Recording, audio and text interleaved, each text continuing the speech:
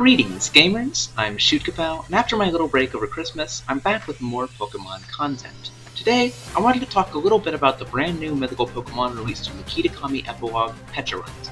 This is a weird Pokemon, being a ghost poison type with 88 in every stat besides defense, which is instead a whopping 160. Its move pool is nothing special either, being very shallow with its only 2 stab moves on the physical side, though it does get Recover, Parting Shot, and Nasty Plot to be diverse special. However, Pecharunt seems unsuited for standard play and practice. Let me explain. But first, I would appreciate it if you would quickly subscribe, because it helps out the channel and will definitely, for sure, make you 54% more attractive. It has been tested and works, trust me. Let's start off by looking at what makes it special. Pecharunt is very physically bulky, letting it eat hits very well, even some super effective ones. It also has the ability Poison Puppeteer, which causes every Pokemon it poisons to become confused as well. This goes well with its signature move, Malignant Chain, a 100 power, 100% accurate poison type move with a 50% chance to poison and therefore also confuse the target. So, those are some very good attributes that could give a Pokemon a niche in OU at least. However, Pecharunt's biggest obstacle in the tier is the dastardly King Gambit, with its Dark Steel typing stuffing out every option that Pecharunt has. Parting Shot is at least a button to click as it comes in, but King Gambit being able to use it as setup fodder otherwise is no good. You can slot Terrifying Blast to take it out, but at the end of the day that's a big commitment on a primarily defensive Pokemon. There are more things for Pecharunt to worry about too, such as its middling special bulk. Pokemon such as Goldango can take it out, and Pecharunt can't really do anything to it before being taken out with Shadow Ball instantly. Iron Valiant, one of the best cleaners in the tier, has also begun to slot moves like Knock Off and Shadow Ball more often, which lets it hit Goldango as well as Pecharunt. Overall, the mythical Pokemon seems unsuited for OU, feeling better for UU, where its ability is more useful, but not quite overpowered due to the prevalence of Pokemon like Scizor and Kingdra Hisui. So Pecharunt is manageable in singles and likely banned in doubles for being mythical. The Pokemon seems like it's potentially problematic, and a statement by Jimothy Cool explains my worries fairly well. Overall, I have to admit that I am not a big fan of the design of this Pokemon. If this Pokemon ends up being viable in any format, I think it will just serve to make that metagame worse by adding more variance and frustrating situations. Confusion is one of my least favorite mechanics in the Pokemon games, and I honestly dislike any attempt to make it better or bring it into relevance. However, there is one metagame I know of where Pecharunt has shown promise, Contrarian Mons, a tier that I'm on the council of and I've talked about on this channel before. For those of you who don't know, Contrarian Mons is a tier where every Pokemon has to use their lower attacking stat. So for example, Tyranitar, normally a physical attacker, would only be allowed to use special moves. This tier has been active but small for a while now, and has proven to be a truly enjoyable and unique meta. So what does this have to do with Pecharunt? Well, Pecharunt is an interesting Pokemon, with its immense bulk having been theorized before its release to be too much for the tier. However, since its release, it has been used a few times and has proven itself to be perfectly fine. First of all, its ability Poison Puppeteer was never going to be an issue given the tier's history with poison types and toxic. Ever since it dropped with Home compatibility, Galarian Slowking has been an excellent Pokemon in Contrarian Mons, even being considered the undisputed top 1 until Indigo Disc dropped. With access to Regenerator, incredible special bulk, and the option to go physical, chilly reception to safely switch out paired with its very low speed, access to Toxic, Thunder Wave, Slack Off, and Foul Play to ignore its own paltry attack stat, it was one of the most devious support mons in the tier and the best pivot that the meta has ever seen.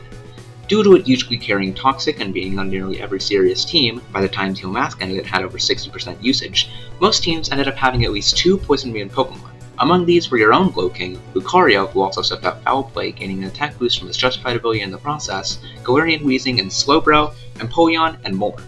With the Indigo Disc dropping, more toxic immune Pokemon such as Tentacruel and Cobalion are high-tier picks now, causing Glowking's support capabilities to go down just a little.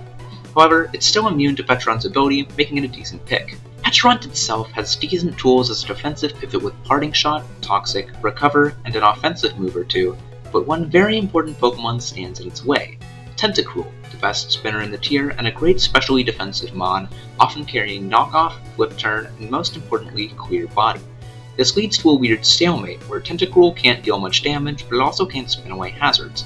Pecharunt, on the other hand, can recover off the minimal damage Tentacruel deals, but can't really do anything in return through Tenta's leftovers healing, and can't pivot out because Clear Body blocks Parting Shot switch effect. This will often lead to Tentacruel often switching out through Flip Turn and the game resuming, but not after a lot of mind games. As a defensive Pokemon, Pecharunt is excellent. It survives multiple hits it really shouldn't, such as +3 Battle Bond Greninja's Night Slash without any physical investment, having a good chance to survive +2 Life Orb Darkrai knockoff with maximum physical defensive investment, living +2 Core Form Meteor Earthquake without it, Choice Band, Zoroark, Sui Poltergeist, and more. It's excellent on the physical side, though it does leave something to be desired especially, as it's likely to be 2-hit KO'd by a Palafin Hydro Pump even with maximum investment, and is guaranteed to fall to a surf if it goes physical.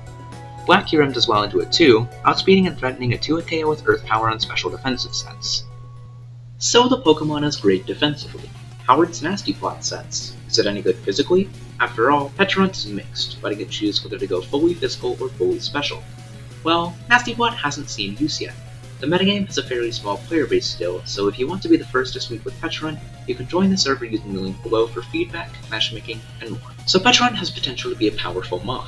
However, Contrarian Mons has more Pokemon than just the new ones. There are several powerful Pokemon that are seldom seen in standard play due to their unique stats and abilities, making them good in the tier. First up is Metagame, who is the star of the physical attacking show for a while despite being NU in standard play. With the ability Pure Power effectively doubling its attack, Metagame and Azumarill are interesting cases. Azumarill has been banned since the metagame's conception, but is due for a retest in the near future. However, since Contrarian Mons is based purely on the Pokemon's base stats, Metagame is effectively mixed. However, nobody in their right mind would use Special Metagame, so its physically offensive Scarf set has become very popular. Zoroark Kasui has also seen lots of results, wielding a terrifying Choice Band set along with Sword Stance, and making good use of the cover its teammates provide with Illusion. It's not just offensive Pokemon that are good either. Moltres and Galarian Weezing are two average or bad Pokemon in OU that shine in Contrarian Mons. While Zapdos outclasses its Fire-type counterpart in standard play, it's quite the contrary in this tier, where Moltres threatens a terrifying Will-O-Wisp on the tier's litany of physical attackers. However, just a switch can do the job, as Moltres will often stay in against even the likes of Greninja, just threatening a Flame Bite burn.